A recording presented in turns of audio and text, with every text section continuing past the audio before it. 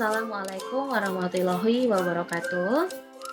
Berikut saya akan memaparkan video mengenai pelatihan dan pengembangan untuk memenuhi tugas UTS dari mata kuliah Manajemen Sumber Daya Manusia dengan dosen pengampu yang terhormat Bapak Dr. Sugeng Prayetno MM. Baik, sebelumnya perkenalkan nama saya Angelina Elaria Jenita dengan nomor NIM 28921500024 dari Prodi Manajemen semester 4. Baik, langsung saja untuk ke pembahasan yang pertama, kita akan membahas mengenai sumber daya manusia itu sendiri.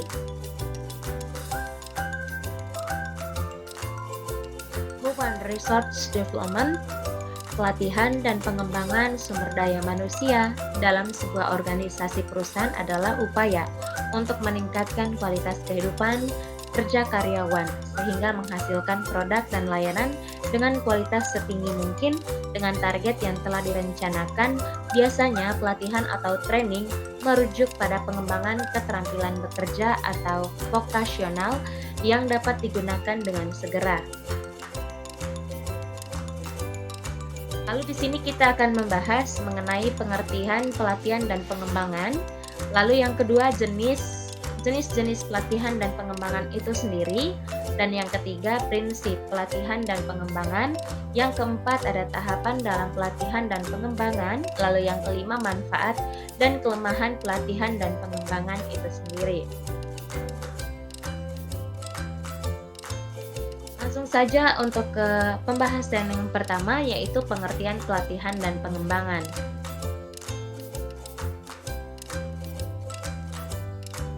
Di mana di sini untuk pelatihan sendiri ialah proses pembelajaran yang melibatkan perolehan keahlian konsep, peraturan, atau sikap untuk meningkatkan kinerja tenaga kerja. Dimaksudkan untuk memperbaiki penguasaan berbagai keterampilan dan teknik pelaksanaan kerja tertentu terinci dan rutin. Lalu untuk pengembangan sendiri ialah penyiapan individu untuk memikul tanggung jawab yang berbeda atau yang lebih tinggi dalam perusahaan, organisasi, lembaga, atau instansi pendidikan. Mempunyai ruang lingkup lebih luas dalam upaya untuk memperbaiki dan meningkatkan pengetahuan, kemampuan, sikap, dan sifat-sifat kepribadian. Lalu yang kedua ada jenis-jenis pelatihan. Yang pertama pelatihan keahlian, yang kedua pelatihan tim, dan yang ketiga pelatihan kreativitas, lalu yang keempat pelatihan ulang, dan yang kelima pelatihan lintas fungsional. Lalu di sini perbedaan pelatihan dan pengembangan itu sendiri. Kalau untuk pelatihan, meningkatkan kemampuan tenaga kerja untuk mengisi kekosongan posisi yang dibutuhkan saat ini. Dan sementara untuk pengembangan itu sendiri ialah meningkatkan kemampuan tenaga kerja untuk memaksimalkan kinerja individu untuk kebutuhan jangka yang panjang. Lalu yang ketiga ada prinsip dalam pelatihan. Yang pertama di mana partisipasi, lalu pendalaman, lalu relevansi, dan yang berikutnya pengalihan, lalu umpan balik, dan suasana nyaman, lalu memiliki kriteria. Lalu di sini ada penilaian kebutuhan pelatihan, di mana yang pertama penilaian berdasarkan kebutuhan perusahaan, lalu yang kedua penilaian berdasarkan kebutuhan tugas, dan yang ketiga penilaian berdasarkan kebutuhan karyawan, yang keempat perumusan tujuan pelatihan itu sendiri.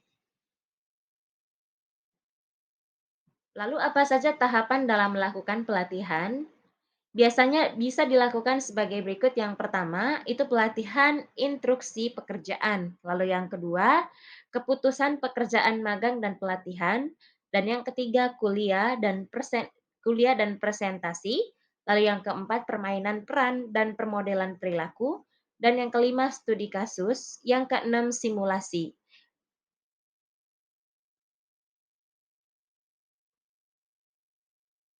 Lalu apa saja tipe-tipe efektivitas program pelatihan? Yang pertama, Reaction. Untuk mengetahui sejauh mana para peserta merasa puas dengan program untuk maksud di dalamnya, untuk masuk di dalamnya beberapa revisi atas program pelatihan. Lalu ada learning, yaitu beberapa jauh para peserta menguasai konsep-konsep pengetahuan, keterampilan, dan keterampilannya.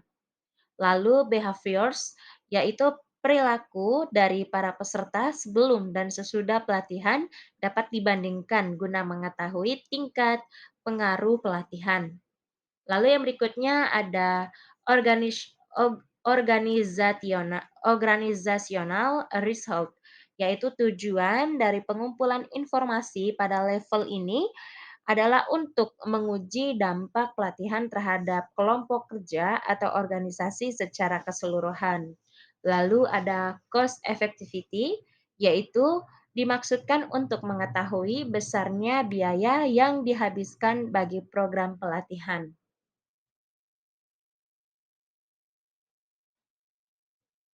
Lalu berikutnya ada manfaat pelatihan dan pengembangan. Yang pertama, untuk meningkatkan kuantitas dan kualitas produktivitas, lalu mengurangi waktu belajar yang diperlukan karyawan untuk mencapai standar kinerja yang dapat diterima. Lalu yang ketiga, membentuk sikap, loyalitas, dan kerjasama yang lebih menguntungkan. Lalu yang kelima, memenuhi kebutuhan perencanaan sumber daya manusia. Yang keenam, mengurangi frekuensi dan biaya kecelakaan kerja. Lalu yang ketujuh, membantu karyawan dalam meningkatkan dan pengembangan pribadi mereka. Lalu kelemahan pelatihan dan pengembangan itu sendiri. Yang pertama, pelatihan dan pengembangan dianggap sebagai obat untuk semua penyakit organisasi. Lalu yang berikutnya ada partisipan tidak cukup termotivasi untuk memusatkan perhatian dan komitmen mereka.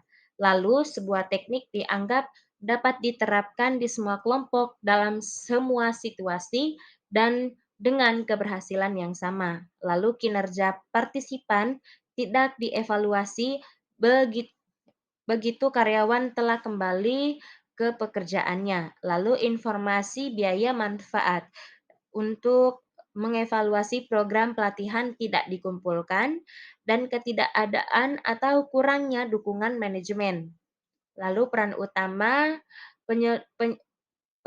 penyedia atau atasan tidak diakui, lalu pelatihan bakal tidak akan pernah cukup kuat untuk menghasilkan perbaikan kinerja yang dapat diverifikasi. Diverifikasi yaitu sedikit atau tidak persiapan untuk tidak lanjut.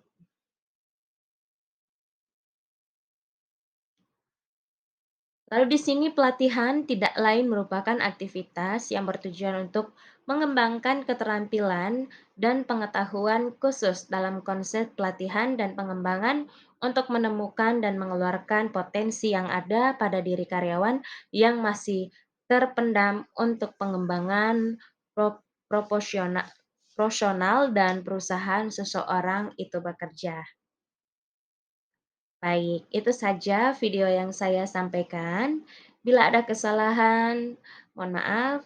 Assalamualaikum warahmatullahi wabarakatuh.